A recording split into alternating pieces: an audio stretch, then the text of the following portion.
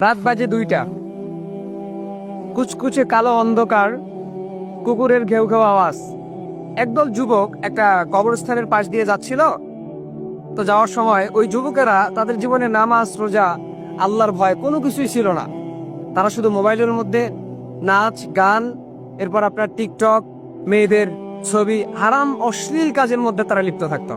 তো একদল যুবক একদিন গ্রামের এক কবরস্থানের পাশ দিয়ে যাচ্ছিল। হঠাৎ করে তাদের মাথায় একটা কুবুদ্ধি আসলো আর কি, যে আমরা আজকে কবরস্থানের মধ্যে ঢুকবো, ভিতরে ঢুকবো, দেখি সেখানে কি হয়। তো সবাই মিলে যখন ঢুকলো, কবরস্থানের মধ্যে কিন্তু একটু ভয়ঙ্কর লাগে আর কি, ভয় লাগে আর কি। সবাই বের হয়ে চলে গেল, সাহস করে একজন যুবক ভিতরে ঢুকলো। ঢুকে সে যখন কবরস্থানের ঠিক ভিতরে ঢুকে গেল, তখন কে জানো তাকে ডেকে বলল, তুমি কি জানো যে এই কবরের এবং এই মাটির নিচে যারা বাস করে, মাটির নিচে যাদেরকে রাখা হয়েছে তাদের কি অবস্থা? তুমি কি এই বিষয়ে অবগত আছো? তুমি কি জানো? যুবক ভয় খেয়ে গেল। সে চারিদিকে ছোটাছুটি করতে লাগলো, চারিদিকে দেখতে লাগলো যে আওয়াজটা কে দিয়েছে। সে বুঝতে পারলো যে আওয়াজটা গায়েবী ভাবে আসছে। সে যখন বলল যে কে এই আওয়াজ দিচ্ছে, হঠাৎ করে একটা কবর থেকে সে দেখতে পেল, একটা কবর থেকে একজন লোক উঠলো, যার চেহারা নেই কিন্তু তার চক্ষুগুলো লাল বর্ণের ছিল। সে এসে বলল যে আমি সেই আত্মা, যে আত্মা আমি দুনিয়ার মধ্যে থাকতে অশ্লীল কাজের মধ্যে লিপ্ত ছিলাম, হারামের মধ্যে লিপ্ত ছিলাম, সব সময় হেডফোন কানের মধ্যে দিয়ে ঘুরতাম, গান বাজনা শুনতাম, কনসার্টের মধ্যে যেতাম, আমি নাচ গানের মধ্যে লিপ্ত থাকতাম, মেয়েদের হারাম ছবি নিয়ে পড়ে থাকতাম। আজকে আমার এই অবস্থা, আমাকে আগুনের মধ্যে পুড়তে হচ্ছে।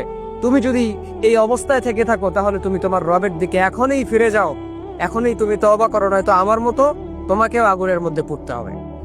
তো এই যুবক এক কবরের সামনে গিয়ে অজ্ঞান হয়ে পড়ে রইল। পরের দিন গ্রামের মানুষেরা যখন সেখানে গেল, তারা দেখতে পেল যে যুবক এক কবরস্থানের এক কবরের উপরে অজ্ঞান হয়ে পড়ে আছে। তার জ্ঞান ফেরানো হলো।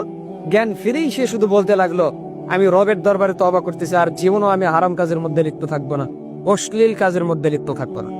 তো এই কাহিনী থেকে আমি আপনাদেরকে এতটুকু বোঝাতে চাচ্ছি যে ভাই, দুনিয়ার লোভ লালসা, দুনিয়ার মহাব্বত কিন্তু খানিকক্ষণের জন্য। আপনাকে কিন্তু ফিরতে হবে রবের দরবারে। দুনিয়ার মৌজ মস্তি এটা খানিকক্ষণের জন্য, আখেরাত আপনার চিরস্থায়ী, সেটাকে নিয়ে আপনাকে ভাবতে হবে। আপনাকে ভাবতে হবে যে আপনি ফিরে যাবেন রবের দরবারে। আপনাকে ভাবতে হবে যে আপনার সৃষ্টিকর্তা আপনার জন্য একটা নির্দিষ্ট সময় পর্যন্ত আপনাকে দুনিয়াতে রাখবেন। সেই জন্য ভাই, এখনো সময় আছে আপনাদের, যে রবের দরবারে ফিরে যান, তওবা করেন।